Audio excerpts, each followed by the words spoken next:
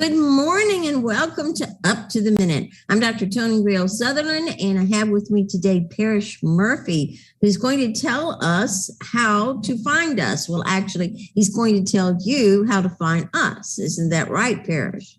Absolutely. How are you doing, Dr. Tony? You doing all right today? Doing fine. It's a little dull outside, but a little humid.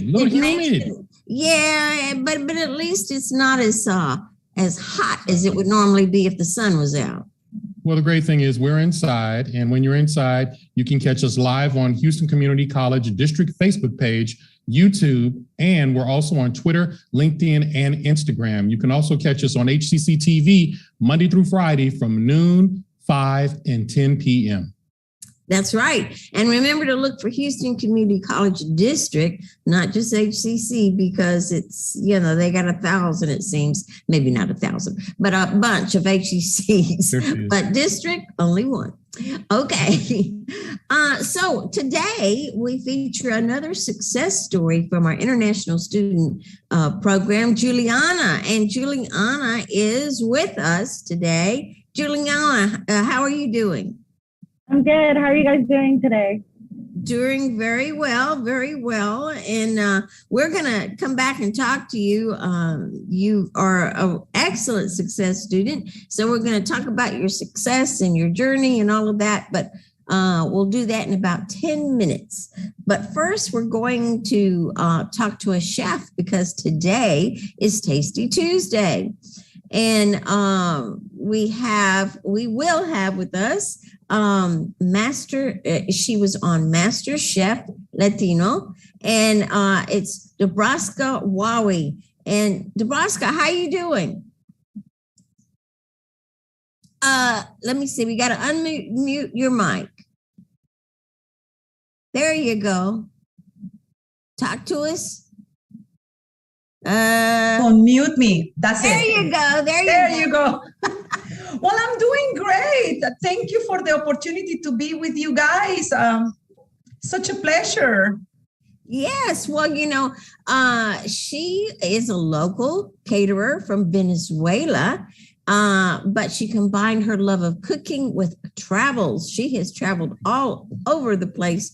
So her palate is much more diverse. And so therefore also her cooking. And as I said, she was a semi-finalist on MasterChef Latino. So we want to talk to you about your background and all of this, but let's talk about all the countries that you've lived in, not just visited, but you lived a whole bunch of places and your family life. And tell us a little bit about your background. Well, I was born in a small town on the border with Colombia and Venezuela. It's called San Cristobal. And actually, my background is in law. I studied law. I was a lawyer and attorney for several years. My husband came to Venezuela as an expat with the oil industry, and we met, and the rest is history. I moved to the U.S. in 1995. So I've been here about 27 years, and we built our family like gypsies, going from one place to another because that's what my husband's job required. And it was very hard raising 4 children and trying to have a career as an attorney because we never stopped in the U.S. long until now. Mm-hmm. We lived in Mexico for about 6 years and 2 opportunities. We lived in India for 3 years. That was probably an explosion to my palate. I always love Indian food. I would think so. Completely different, right? Absolutely. But, it's not only the ingredients, it's knowing how to appreciate the spices and how to use them properly, how to adjust them. And that was the riches of that trip. In Mexico was the riches of those chiles, learning to also work with them. There are more than 200 varieties of chiles in Mexico, and that was super enriching. Yeah. You only think I know 2 or 3. Yeah, I know, but they have different names when they are fresh, and they have other names when you dry them. So, yes, you call them fresh poblanos, but when they are dry, they're called chiles anchos. I did not know that. Yes, you call them fresh jalapenos.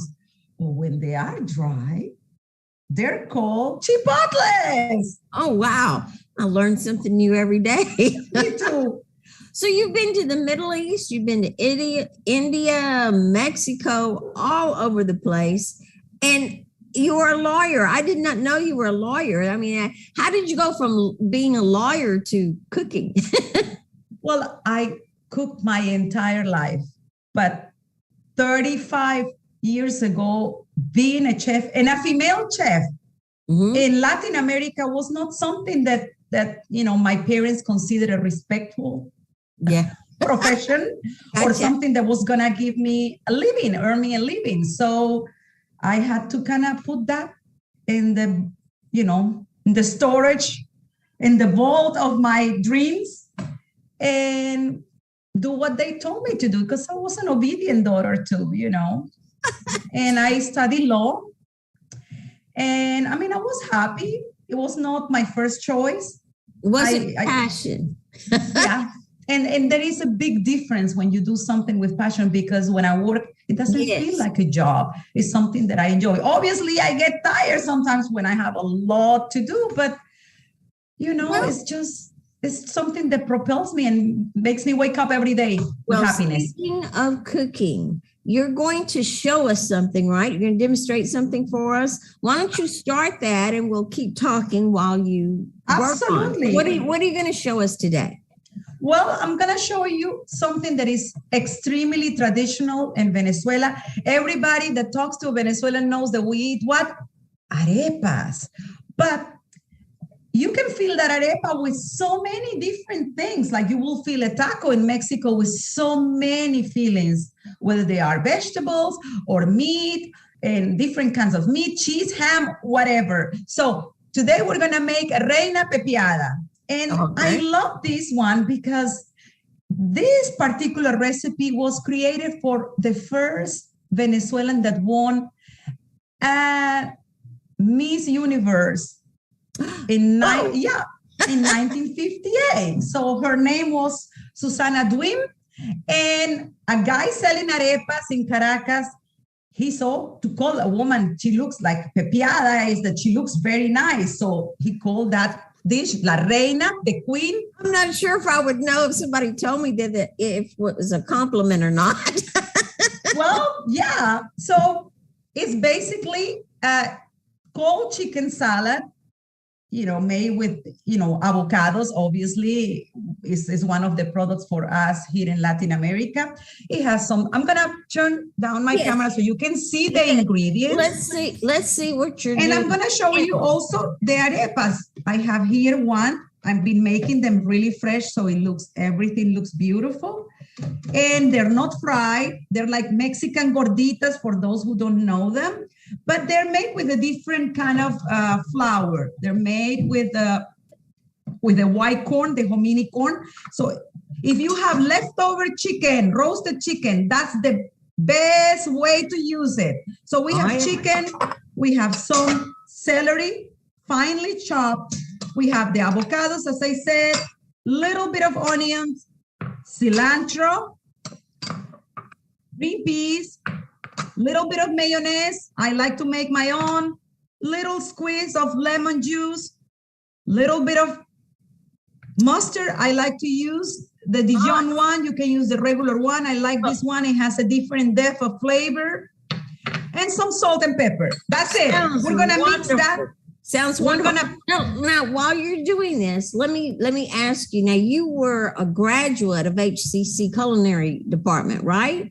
Absolutely. After I participated on MasterChef, I knew that I needed to up my game, that I had a lot of experience for many years of cooking, but that I needed to kind of put all of that information together. And I actually started with the culinary program. Mm-hmm. And then the pandemic hit, and I already had my business. And obviously, like anybody in the food industry, we got hit big time. Mm-hmm. Yeah. And there was not much to do during that time. And I decided I'm going to go for pastry. So you are another success story in that you graduated from HCC Culinary Art, and then you went on and became a semi-finalist in the MasterChef Latino. How did you even go there? How did that happen? Well, actually, actually, showing us how to do the that. MasterChef was done before I had any formal culinary training. Mm-hmm. So MasterChef Latino happened in 2019. Mm-hmm. And I started HCC after I came back from the show, after it was finished. I had actually registered in 2018, but then I got selected. And to be able to participate in that show, you cannot have any formal training. So basically, I said, I'm going to drop out because we hadn't started classes yet. I was scheduled to start in January. I see. And the shooting of the show started in January. So I said, okay, wonderful. Now, we only have maybe 1 minute left. So show us how you're going to, your demo real quick. We have less than a minute. Okay, well, let's do it then. We have here, I just want to tell people while I'm cooking that if they need to up their game, if they're passionate about cooking, they need to prepare themselves. And HCC offers a superb program, an excellent culinary program, and an extremely wonderful pastry program. We have Chef Eddie there, Chef Katie, and they are wonderful, experienced teachers. I cannot sing their praises more. My experience was wonderful in both. We have Chef Bolan and Chef Sykes in the culinary program. So we are basically putting all the ingredients together. It's not a big deal. This is like a no-brainer kind of recipe. We add the salt and the pepper. You have to kind of eyeball that according to your taste. We're going to add a squeeze of lemon juice. We're going to add 10 seconds. 10 seconds. All we got. Okay, let's speed it up. Let's put the mayonnaise and mix it all up. And you have your reina pepiada. Look at that, man. And it's just so delicious, so flavorful. And inside an arepa is heaven. It sounds so good. I mean, it looks good, and I want some. And unfortunately, we don't have any time left. But I really appreciate you being on the show. And it's a wonderful model for other students that you can be such a success at HCC. So Dubraska Wawi, chef and owner of Dubraska Delights and finalist in the MasterChef Latino. Thank you so much. We're going to have more information about you in our post after the show. Okay. Thank you so much. You're most welcome. Okay. All right. Bye. Parrish, I'm sorry I took some of your time, but that food looks so good. So, that's all right. Yo, Dubraska, I want your kitchen. Dubraska. So tell us about your guest. Absolutely. Parrish. Well, my guest is an engineer for Pepsi, and she's also an HCC graduate and an international Real Journey campaign ambassador. Welcome to the big show, Miss Juliana Solano. Juliana, how are you today?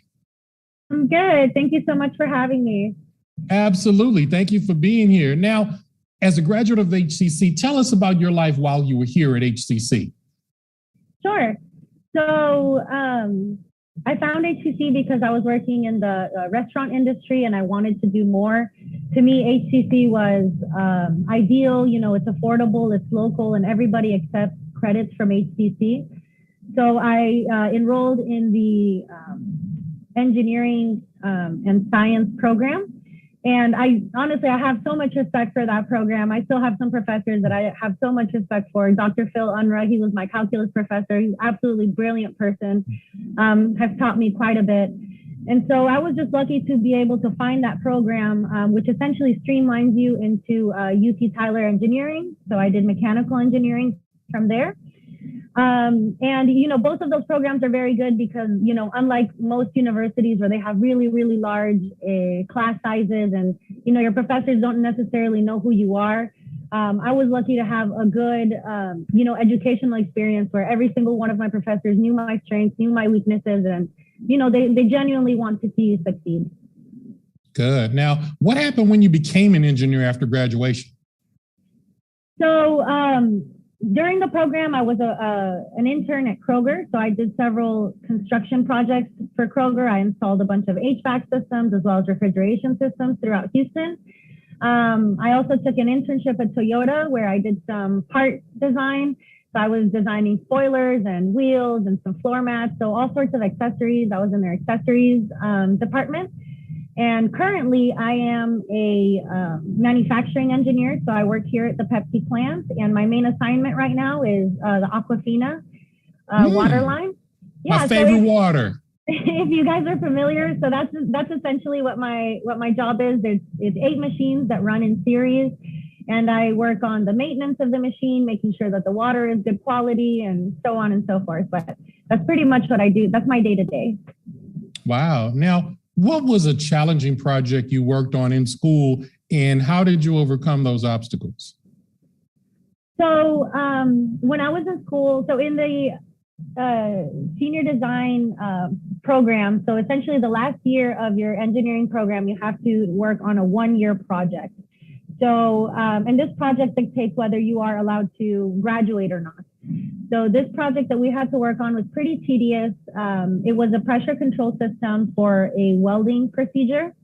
And it was pretty difficult because when you're welding, the temperature is going up. We have different leaks that are changing throughout the procedure. So there's just several things that you have to take into account. And I did not like programming, but that was my biggest role in the group. So I was a programmer for the group. But the way I would maneuver the obstacles throughout that tedious project would definitely be communication. You have to work really well with other people. You have to be able to talk to them. They're your coworkers, they're your teammates. So if it's somebody you're going to be working with for a long time, you definitely have to be able to understand each other and still be friends at the end of the day. You don't want to have, one rough patch and now, you don't have a good working relationship. So I kind of had to lead us through some, pretty rocky moments. But at the end of the day, we were successful and we were able to submit a working project. So I'm very proud of that project. Oh, working with people. In the communications industry, I know what a burden. What was the biggest change from being a student to actually working and getting paid? So whenever you're a student, you're used to essentially working by yourself most of the time. You're also you have deadlines. You submit something in about a week or so, maybe a month or so. In the field, it's not necessarily that way. Sometimes there's a project that's due a year from now. Sometimes it's due 5 years from now. Sometimes you might not even see the end of that project. So kind of going back to, my last question, communication is the biggest thing that you really need to get good at. You need to be able to stay positive. You need to be, as an engineer, you're essentially one of the leaders of the plant. So you need to make sure that you're always wearing your safety equipment, that you're being positive, that you're being someone that the other employees look up to. So it's not necessarily you go to class, you get things done and you go home. There's a little bit of a work politic that you also have to take into account and you have to care about because your coworkers are the ones that you want to lead someday, like if you want to be in a managerial position.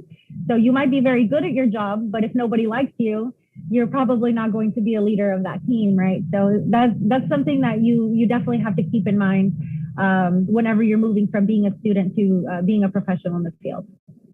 Okay. Now, as an HCC alumnus, what advice do you have for current students? So I have a couple. The first one I was going to say was don't listen to the complainers. There's always people that complain in classes. Usually the lousy students are really, really loud. they're ready to do petitions and they're upset about the work. Don't get with those people. Get with people who are taking care of their work, who are tedious, who are meticulous. It is your responsibility to, learn everything on that syllabus. They tell you at the beginning of the semester what you need to learn. So take that into your own hands. Don't wait for your class to get there. Read ahead. That's a really big one is, if you show up to class, make sure that you've already read what they're talking about today. Don't let it be first exposure. To me, that really helped me out. And another one would be just don't give up. Do what you have to do to be able to motivate yourself. So what I did was I printed out my graduation plan, and class after class, I would essentially just cross them out. So you would see like the light at the end of the tunnel just getting closer and getting bigger.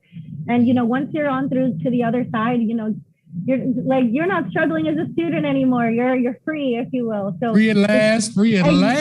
Exactly. So you have to keep yourself motivated. Make friends in the program. Don't study by yourself. Sometimes the work can be really overwhelming. So get a good group of people. You guys split up the work, and then once a week you guys get together and you guys just present on what each of you studied. But don't try to do it all by yourself, and stay motivated, because it's definitely worth it at the end. Great advice. I used a lot of that graduating years and years and years and years and years ago. Juliana, it's kind of funny. We drink soda all the time, and we just, and it never registers that there is actually an engineering aspect and a chemical aspect that goes into this. Yes, sir. So you essentially, there's two things that you're going for, right? The quality, you're making sure that the quality of your drink, it tastes correctly, it's clean. There's so many different exams that we do on it to make sure that there's no microbes, that it's safe to consume, that your consumer is going to like it at the end. But then there's also the manufacturing hand of it. So my line currently is producing 730 bottles a minute. So that's really fast. So these machines are flying. So in order for machines to be able to run at that capacity, you need to make sure everything's lubricated correctly. You're making sure that the machines aren't wearing, that the machine itself isn't putting debris into the drink. So there's quite a bit that you have to take a look at to make sure that that final product at the store is what our customers are expecting. Awesome. Sounds great. Congratulations, Juliana, and thank you so much. Juliana Solano is an engineer for Pepsi, but she's also an HCC graduate and an international Real Journey campaign ambassador. Thanks again for being on the big show, Juliana. Thank you guys so much for having me. I appreciate it. And thank you, HCC, for everything you guys have done for me so far.